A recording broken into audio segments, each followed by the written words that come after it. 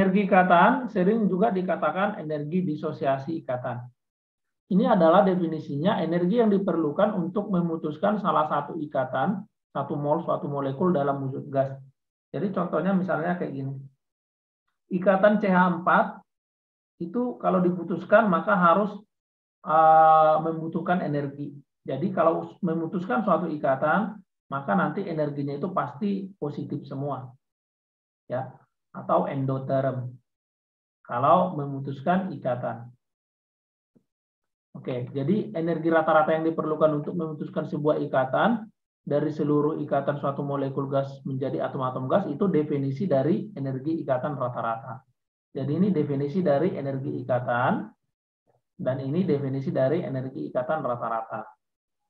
Nah, reaksi kimia antar molekul dianggap melalui dua tahap, yaitu menguraikan senyawa menjadi unsurnya dan mengubah unsur menjadi atom atau gas. Jadi dia menjadi unsur dulu dan menjadi atom gas. Rumusnya adalah delta H reaksi sama dengan sigma energi pemutusan ikatan dikurang sigma energi pembentukan ikatan. Nah, energi pemutusan ikatan ini maksudnya adalah sigma energi ikat di reaktan. Jadi rumusnya adalah delta H sama dengan sigma pemutusan energi ikat. Pemutusan energi ikat saya singkat EI ya. EI-nya si reaktan dikurang sigma pemutusan ikatan pembentukan ikatan, berarti sigma energi ikat produk. Kalau kita belajar energi ikat, maka kita harus bisa menghitung jumlah ikatan pada suatu senyawa. Contoh misalnya, kalau saya tuliskan misalnya H2O, kamu harus bisa menjabarkan ikatan pada H2O. Kalau saya tanya H2O ikatannya apa? Maka kamu akan tulis kayak gini, HOH.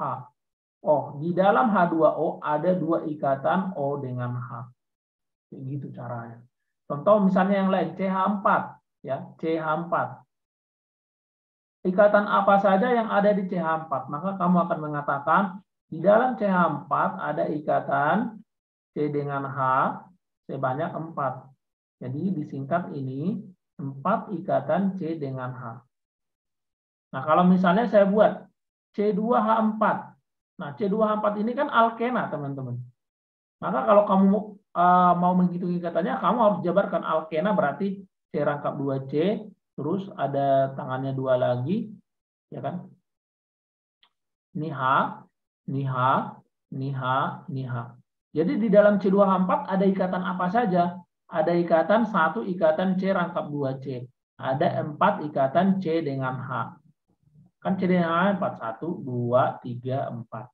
Nah, jadi semua ikatan itu ada data energi ikatan rata-ratanya. Jadi nanti kalau misalnya di soal pasti akan dikasih tahu energi ikatan rata-ratanya. Ya. Jadi C ikatan tunggal dengan C itu beda energinya dengan C rangkap 2 dengan C, beda.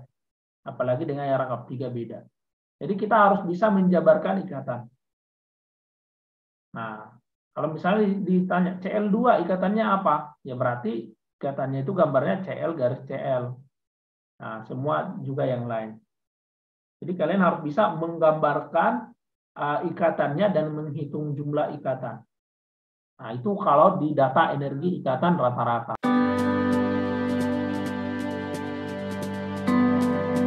Delta H dari suatu reaksi kalau ada data energi ikatan itu sama dengan sigma energi ikat si reaktan dikurang sigma energi ikat produk.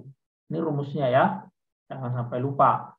Oke, ya ini tinggal dijabarkan. Maka delta H dari reaksi yang di bawah ini yang ditanyakan ini delta H-nya. Tapi yang dikasih tahu adalah data energi ikatan.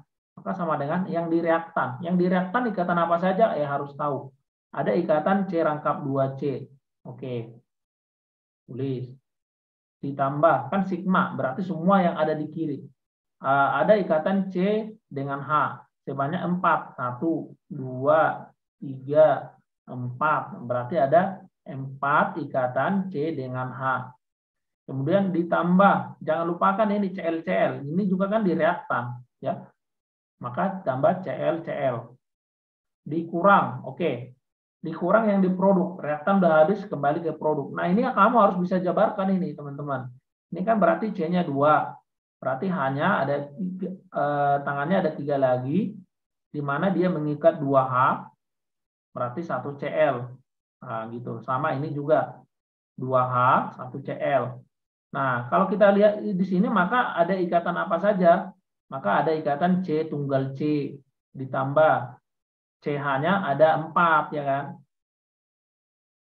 Kemudian CCl ada 2, tambah 2CCl. Nah, ini sebelum kalian masukkan angkanya, yang sejenis bisa mati. Ini kan 4CH, bisa mati ke sini dong. Nah, tinggallah angka-angka yang tidak bisa mati. Nah, C rangkap 2C angkanya 614, ya kan? Tambah CCl ya, 328. Dikurang C tunggal C 348. Dikurang 2 CCl, 2 dikali CCl ditambah ya. 2 kali CCl 328. Oke, ini CL tadi ya. Sorry, ini bukan 328, CL. Makanya jangan sampai salah lihat ya. Ini yang kita masukkan 244 dong ke sini. Oke. Ini jadi berapa kan itu? 858 ya. Dikurang 1004. Sama dengan minus 146 ya. Kilojoule. Udah, jawabannya I. 34. Diketahui data energi ikatan rata-rata berikut. HH sekian, LCL sekian, HCl sekian. Kalor yang dibutuhkan untuk menguraikan 146 gram HCl. Jadi kita nggak dikasih reaksinya, kita diminta untuk menuliskan dong. Jadi kita harus menuliskan penguraian HCl ya. Di sini kan kata kuncinya menguraikan HCl. Nah, berarti reaksi penguraian HCl. Nah, reaksi penguraian HCl itu kayak mana? Maka reaksi penguraian HCl itu HCl ya menjadi H2 setengah H2 kan menjadi unsur-unsurnya ya, tambah setengah Cl2. Nah, jadi ini delta-nya berapa? Kalau kita dapat delta-nya ini berarti masih untuk 1 mol, teman-teman. Pertanyaannya, ini diminta untuk 1 mol apa enggak? Ini diminta untuk 146 gram. Jadi mol HCl-nya berapa nih untuk yang diminta? 146 gram dibagi MR HCl. HCl berarti 36,5. 4 mol.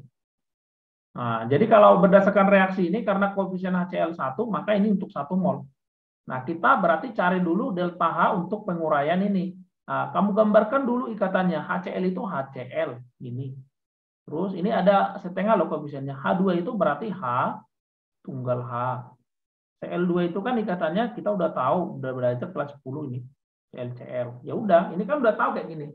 Maka delta H-nya langsung dapat dong. Delta H sama dengan sigma energi ikat reaktan dikurang sigma energi ikat produk. Nah, reaktannya berarti HCl. Maka HCl dikurang, koefisiennya setengah dimasukkan dong. Setengah kali HH ditambah setengah CL. Udah, HCl tadi berapa?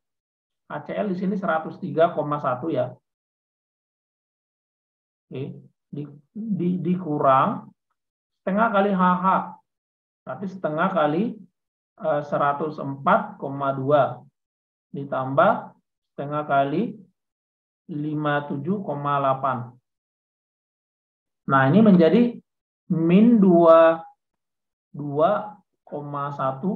kilokalori kan satuannya ya. Udah.